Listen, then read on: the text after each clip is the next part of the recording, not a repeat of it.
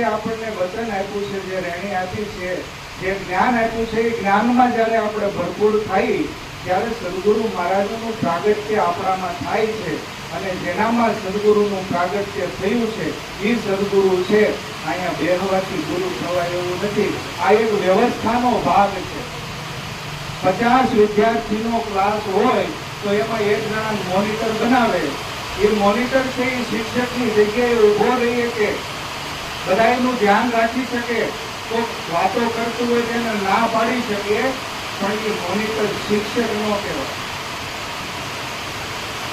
Monitor છે એ શિક્ષક કહેવાતો નથી. શિક્ષક થવું હોય તો ભણવું પડે, 10મું ભણે, 12મું ભણે, MSc BSc MAd BEd ની ડિગ્રી મળે ત્યારે શિક્ષક બને.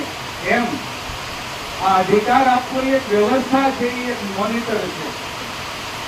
એનો મતલબ એવો નથી ગુરુ છે.